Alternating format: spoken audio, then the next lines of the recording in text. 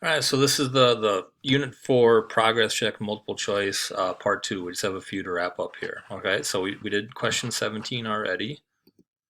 All right, so question 18. Based on the Bronsted-Lowry theory of acids and bases, which of the following species can act as both a conjugate acid and a conjugate base?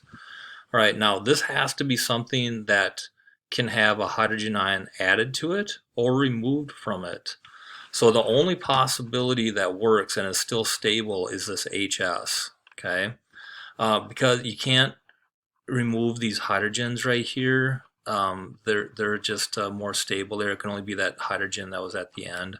And we can't add one to this. You can't have H4O positive 2. That's just too unstable. And you can't have NH5 positive 2. That, again, that's just too unstable. So it's just HS is the only example, and showing what those look like.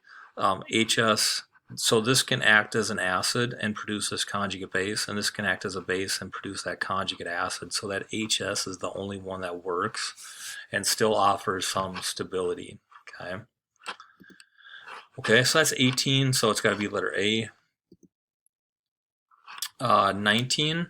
Which of the following represents the oxidation half reaction based on the balanced ionic equation above? So what's being oxidized in here is the iron, and it's going from a positive 2 to a positive 3. So it's increasing by 1. So that's the species that's being oxidized. Okay, so that eliminates C and D. So it's either A or B.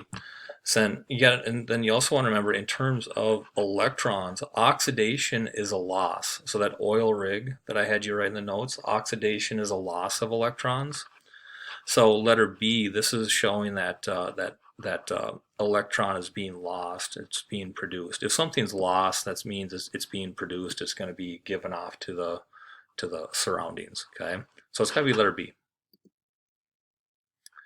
And then 20.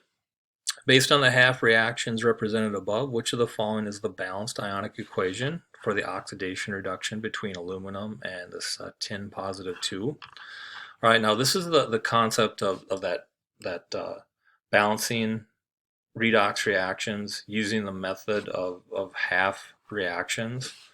So the thing here is the electrons have to be equal so they cancel out. So we'd have to multiply this aluminum half reaction by an integer of 2, and we'd have to multiply this tin half reaction by an integer of 3, so that you'd have 6 electrons on each side, and then they cancel. So that means the aluminums have to have coefficients of 2, the tins have to have coefficients of 3, and letter C is the only one that's showing that. So that's our correct answer. And finally, number 21. When a zinc plate is placed on an aqueous solution of copper sulfate, elemental copper forms, as represented in the equation above. Which of the following represents the reduction half reaction of the reaction?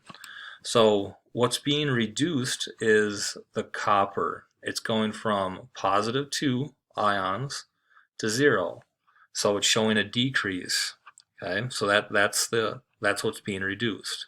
It's going from copper positive 2 to copper 0. So an oxidation state of 2 to an oxidation state of 0. So it's reducing by 2. Okay, now reduction is a gain of electrons. So letter A shows that, where these 2 electrons are being gained by that copper 2 and producing that copper solid. And that's the last one. All right, have a good day.